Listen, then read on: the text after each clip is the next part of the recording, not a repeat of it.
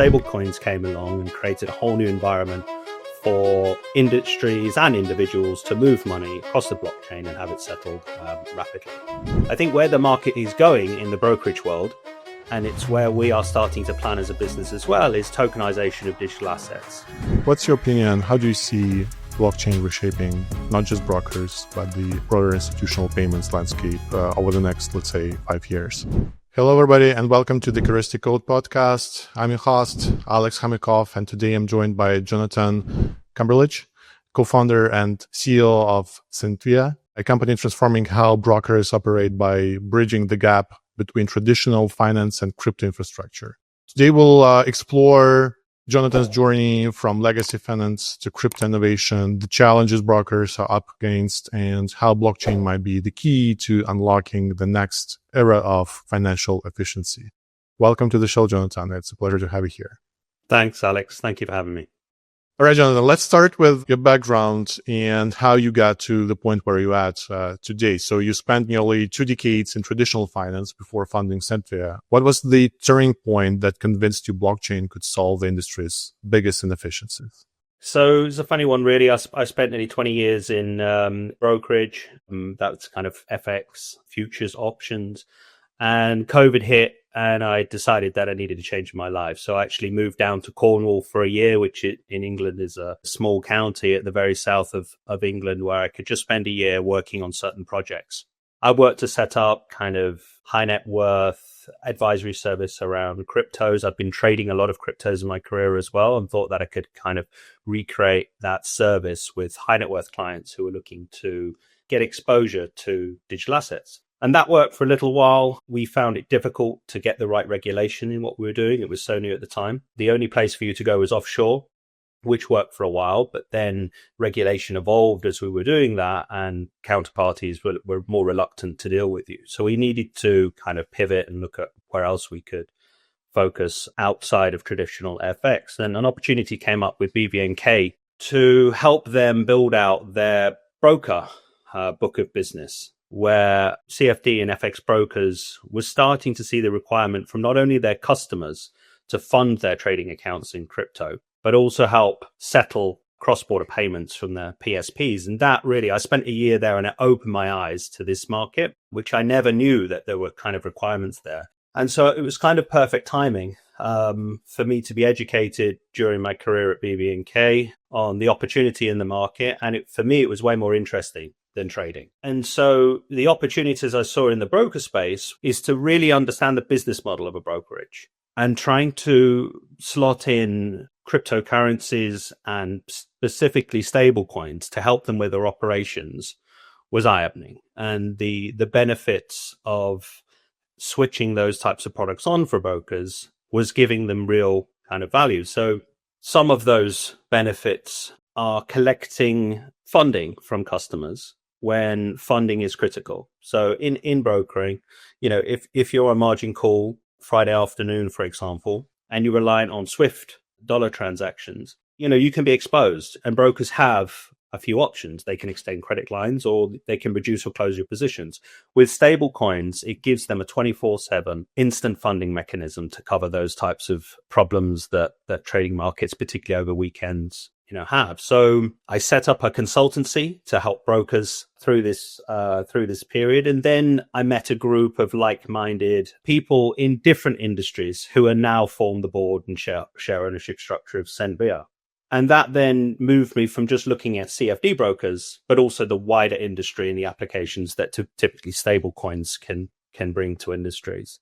I suppose, for example, one of our chairmen is very big in secondhand luxury cars. So they have kind of that super and hypercar market, and they were starting to get requirements for customers to buy these cars in stablecoin. And so we assembled a team that had a large network within their own industries, whether that's solar energy, whether that's real estate, whether that's technical companies doing cross-border payments or paying out their staff in crypto, and thought that we could create a business that would, resolve some of the challenges that many payment companies have, and go to market with a product that's specific in those industries that we think we're strong in.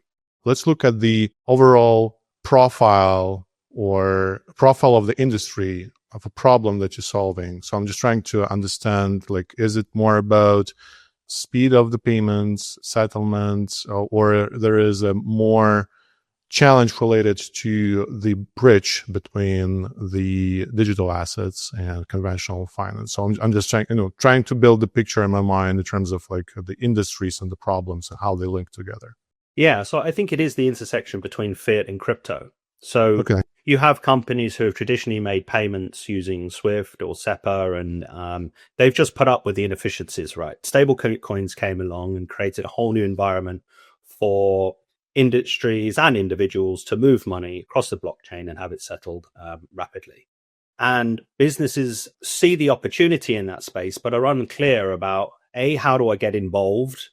Technically, there is quite a lot to learn in the crypto industry, and those unknowns are quite scary to businesses. Custody, for one.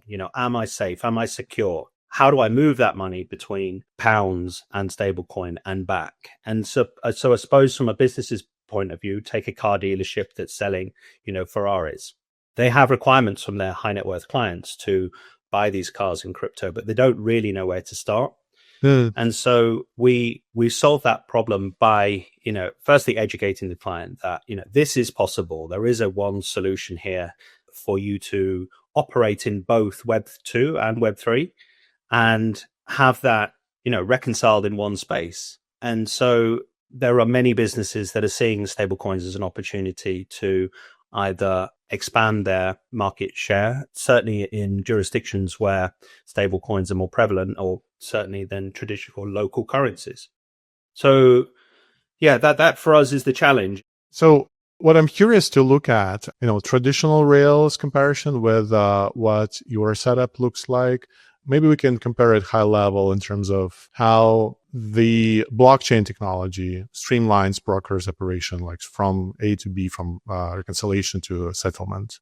Yeah, so the blockchain is obviously providing a facility for brokers to take in assets from their customers. And the issue that brokers have is that when they're settling with their counterparties, it's typically in dollars, right? So they have their customers who are interacting with crypto, and they need to post their collateral with their counterparties in dollars. So where Sintvia provides a solution is to sit in between and help them move these assets to and from their counterparties in dollars, and help then convert that to cryptos on the way out when they're facing their customers.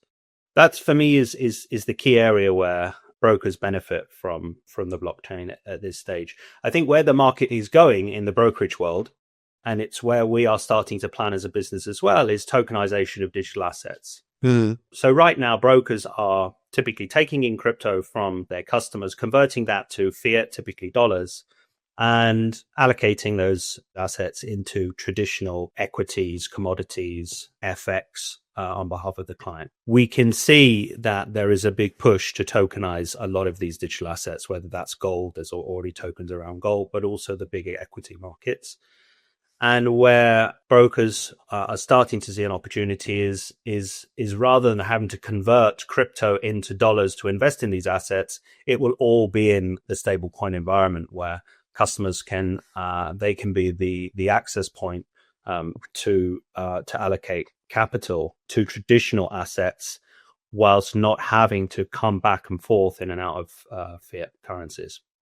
That sounds very exciting, but at the same time, I'm curious to see how regulations and compliance are impacting that, and what are the key friction points for brokers that's navigating this environment at the moment, and how do you balance between innovation and compliance?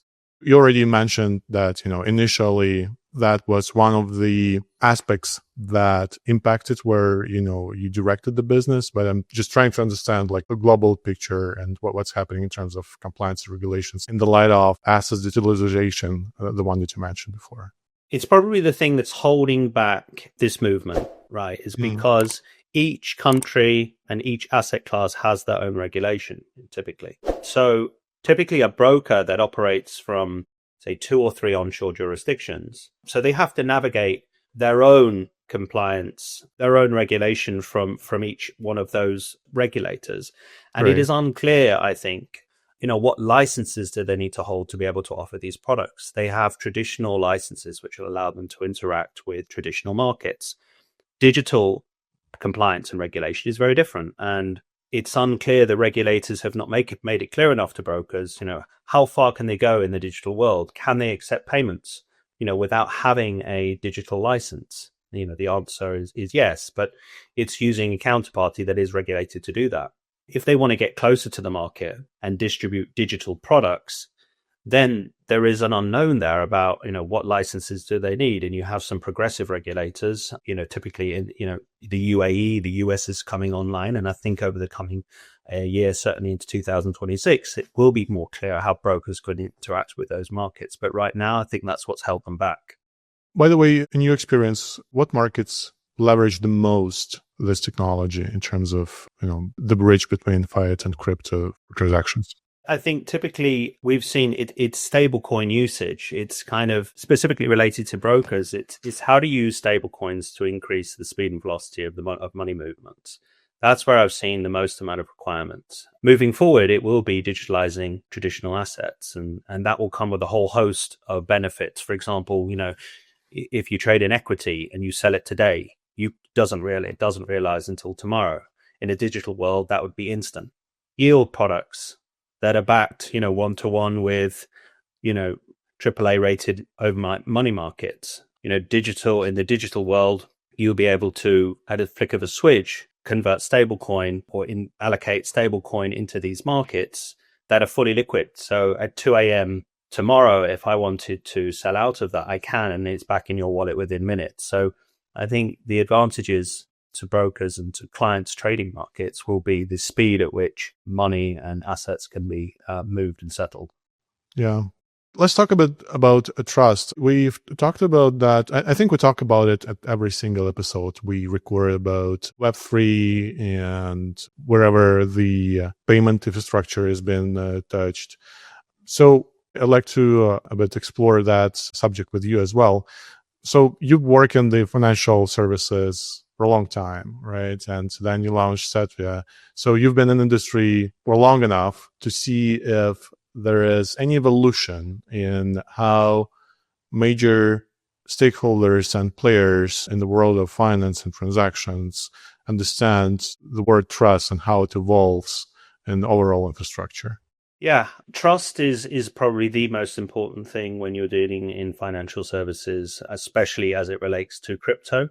And I suppose for us as a business, we're very clear on where our strengths are and where our weaknesses are.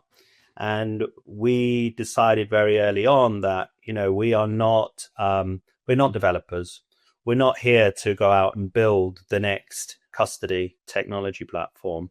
And so when we were setting up the business, we spend a lot of time, and we continue to spend a lot of time evaluating the security and the strengths of the partners that we use. So we, as the brand that interacts with our customers, have a responsibility to fully understand the operation of our counterparties and for us to be able to trust them.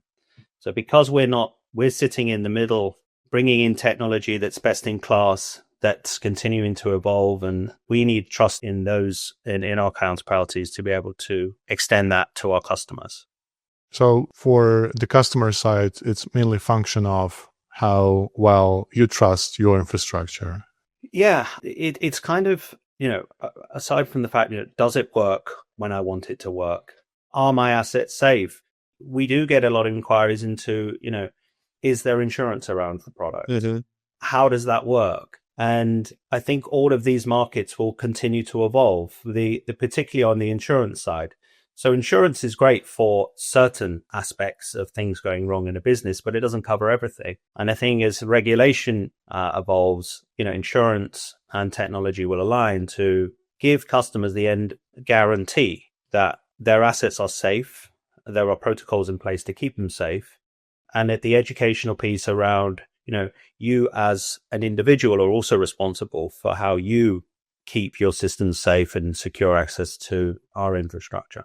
So it's mainly a complex of aspects that impact trust, which are overall financial literacy and education of people, right? Then there is the development of insurance and the new directions that covers new technology and new risks, then the technology itself, and finally the regulators that protect all of this by defining, what can and cannot be done, as far as I understand. Yeah, it's difficult. I mean, so businesses already trust banks to take custody. Take a prime broker, for example. They're sat on hundreds of millions in their bank. Do they trust JP Morgan? Yes, they do. They're long established, well established businesses and well capitalized. So it's about transparency as well, with new providers on, what systems are you using? What's your security protocols? And who on the banking side are you working with? We know that cryptos and fiat are difficult or have been difficult to mix, but there are banks and big banks coming online that are comfortable with the compliance procedures and the KYC checks that businesses like ourselves go through and allow crypto related transactions to be processed. And so it's about the whole package. It's not just a case of the crypto side. It's what firms are using different types of banks and where are those banks located. And as regulation evolves, more tier one banks will come online to help process some of these payments. Makes sense. Jonathan, I'd like to wrap up this conversation by looking into the future. What's your opinion? How do you see blockchain reshaping not just brokers, but the broader institutional payments landscape over the next, let's say, 5 years? Yeah. So this is something that we're focusing on is what will the treasury management side look for a medium to high risk business in the future? What does it look like now? We see a world where companies will have one platform to manage crypto and fiat, convert crypto, swap crypto, as well as start to look at how can they allocate some of this capital into other digital products where traditionally they would hold on to bonds or allocate into traditional markets. Having a suite of yield products, for example, where any spare capital can be allocated overnight to these markets. And then once you're in that world, it's what are other investment opportunities in digital assets, not just, whether it's allocating funds to Bitcoin, but traditional digitalized assets that's really where we see the market moving, is having platforms that allow you to interact with not only payments but also digital assets. That's what I've heard a lot from other minds in the industry, and that sort of aligns with how I see the industry being evolved. Well, thank you very much for your time. It's been a great conversation and I enjoyed it a lot. Thank you, Alex. Thanks for having me. And for the listeners, thanks a lot for listening to that. So don't forget to hit the like button in YouTube, subscribe to the channel. And if you're listening in any podcast platform, don't forget to leave a positive feedback and stay tuned for next episodes. See you. Bye-bye.